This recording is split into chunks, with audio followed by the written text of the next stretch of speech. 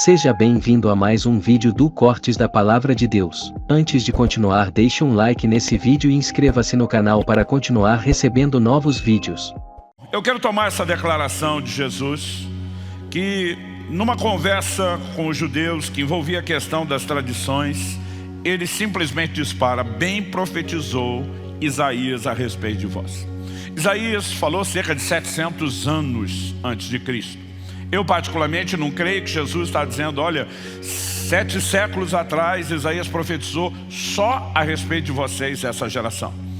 Particularmente eu acredito que Isaías falou tanto ao povo dos seus dias, como também a sua profecia não se limitou à sua geração. Muitas vezes na Bíblia nós temos as profecias, chamamos de dupla referência. Elas se referem a mais de uma pessoa, elas se referem a mais de um tempo, né? Mas obviamente Jesus está dizendo: o comportamento de vocês se enquadra na denúncia feita por Isaías.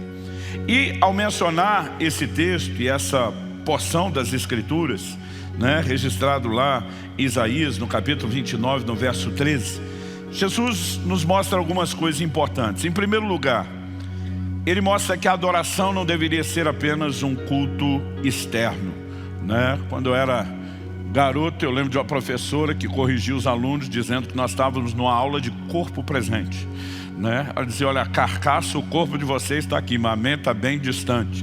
E de vez em quando, né, eu parafraseio ela brincando que nós temos o culto de corpo presente. Parece que a embalagem, a casca está lá, mas o coração não veio junto. E Jesus diz: esse povo me honra com os lábios, mas seu coração está longe de mim. E aí ele determina basicamente o que? Deus especifica o que por meio de Isaías? Em vão me adoram. Esse tipo de culto que não é oferecido no formato estabelecido por Deus e não cumpre o seu propósito, ele é classificado por Deus como uma adoração vã. Em outras palavras, uma adoração inútil, um culto desperdiçado. E ele dá a razão pela qual o culto era desperdiçado, né? Ele simplesmente estabelece no versículo 8: vocês rejeitam o mandamento de Deus. Agora, ao olhar para o contexto da declaração de Jesus, daquilo que anulava o culto, daquilo que anulava a adoração, ele deixa claro que o foco, o cerne do problema era a desobediência. Interessante quando você olha para as advertências de Deus por meio de outros profetas. Jeremias capítulo 7, por exemplo, dos versos 22 a 24 diz assim: no dia em que tirei os pais de vocês da terra do Egito, não falei nem lhes ordenei nada a respeito de holocaustos ou sacrifícios.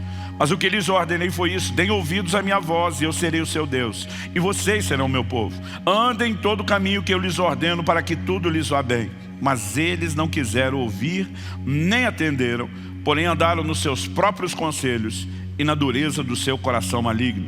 Andaram para trás e não para frente. Olha o que Deus está dizendo lá atrás, lá no Egito.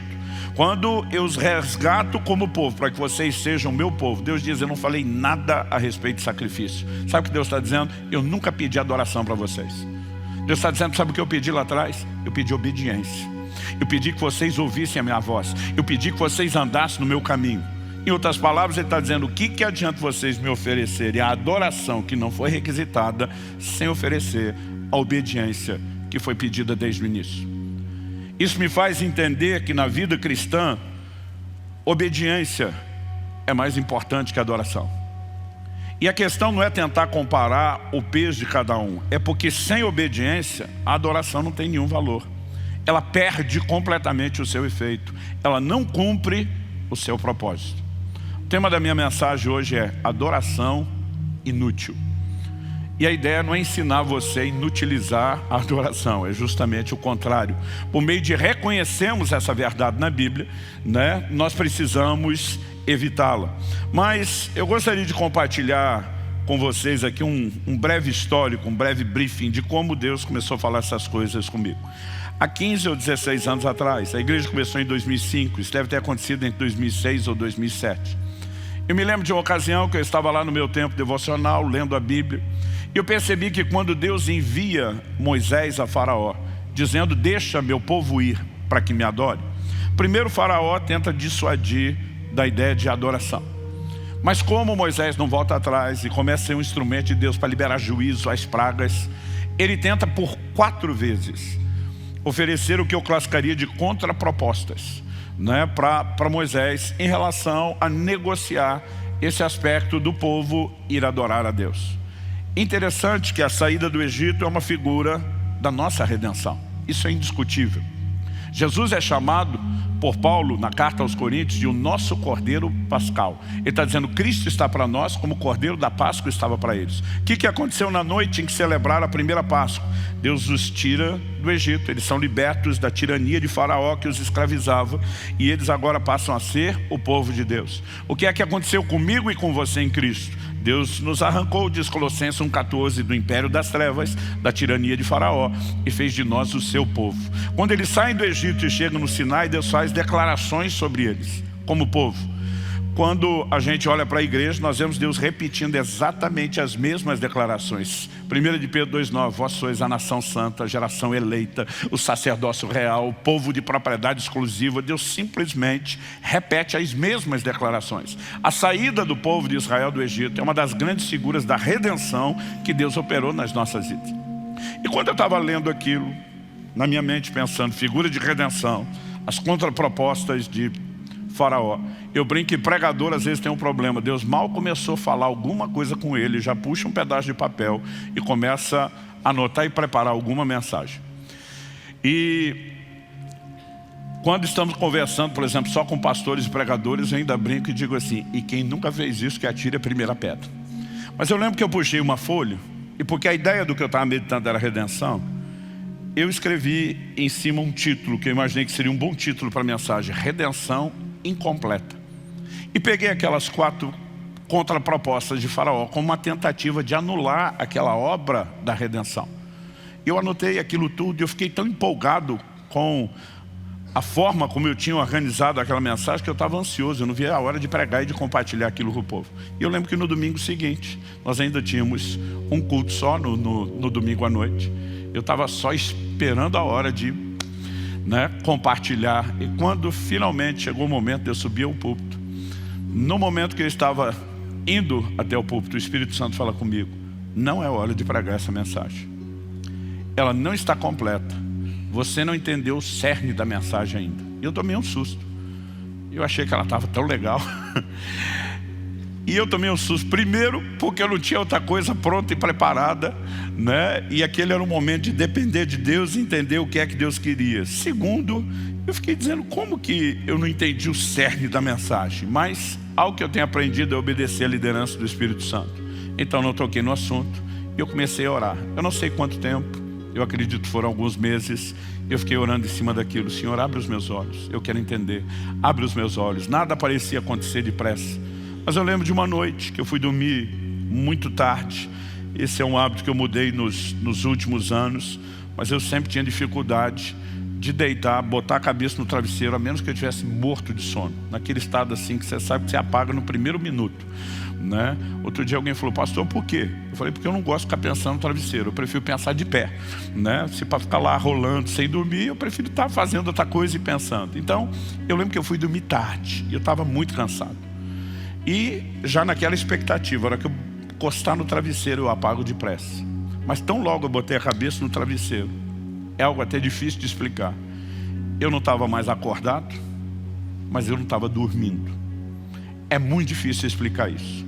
Eu percebi que eu entrei num estado de consciência espiritual. Alguma experiência aconteceu. E eu posso te dizer, veio a mim a palavra do Senhor. Deus falou comigo naquele momento.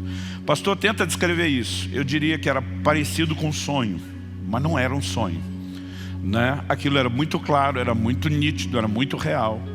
E uma voz me dizia, chegou a hora de você entender qual era o cerne da mensagem que eu não deixei você pregar.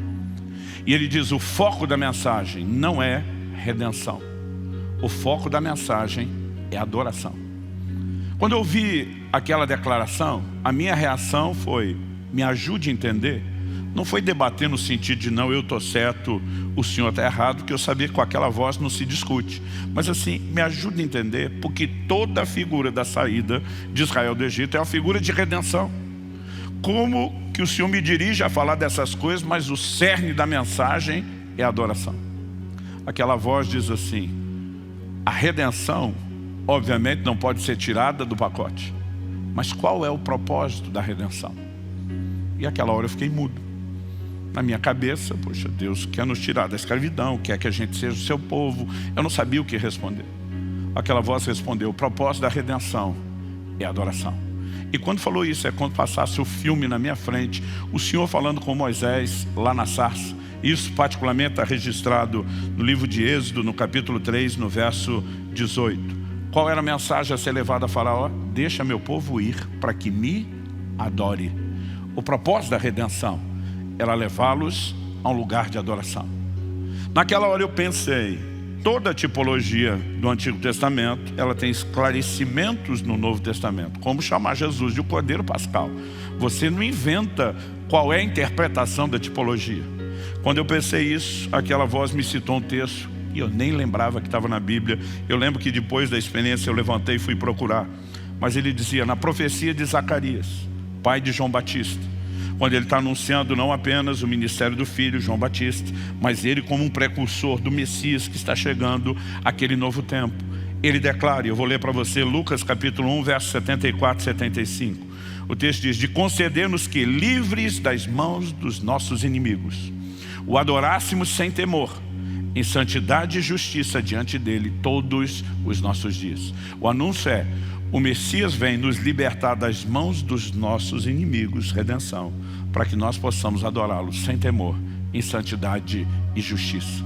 E eu lembro que na hora eu fiquei assim olhando e dizia, uau! Aí a pergunta era, e onde é que entra as contrapropostas de Faraó? Se a ideia não é anular a redenção, mas o propósito dela, a adoração, qual a relação disso tudo? E aquela voz dizia, você vai corrigir o seu texto inicial. E você vai começar a partir de Marcos, capítulo 7, de 6 a 8. Em vão me adoram. E naquele momento, basicamente o que o Senhor falou comigo é que Deus tem um propósito na adoração. Nenhum de nós pode ignorar isso. O livro dos Salmos diz, ele habita no meio dos louvores. Nós temos momentos de intervenção divina na Bíblia, como por exemplo, Josafá, quando em vez de colocar o exército para lutar, ele manda um coro à frente cantando, o Senhor é bom, sua bondade dura para sempre.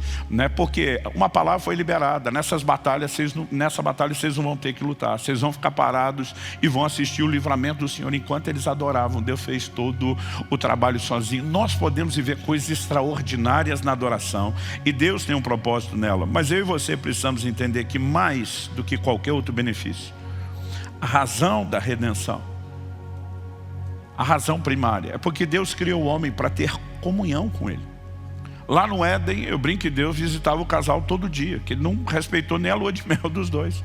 Todo dia Deus estava lá, o que é que ele estava dizendo? Eu quero participar da vida de vocês, eu quero me relacionar com vocês. E quando Adão peca, a palavra que Deus dirige a ele é, o que é que você fez? A pergunta de Deus para Adão é, onde você está? E a minha leitura disso é, o problema não é o que você fez, cara, é para onde o que você fez te levou, para longe de mim. Eu quero você de volta.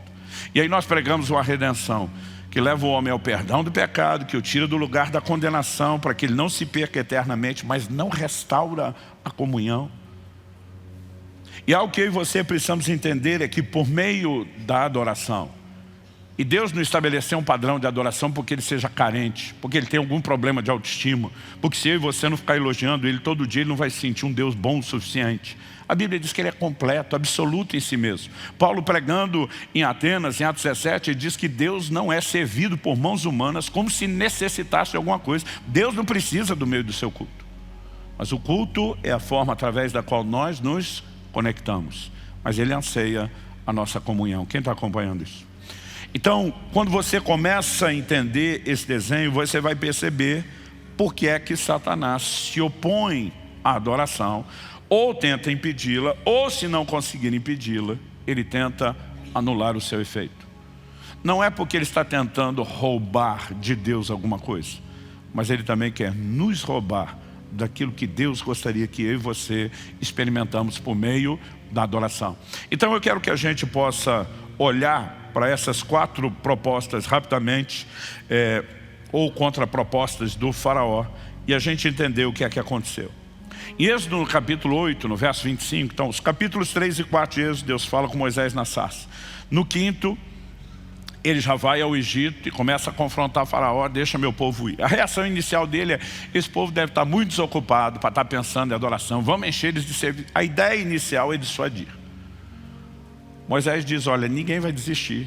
E se você resistir, Deus vai te ferir, praga para cima de você.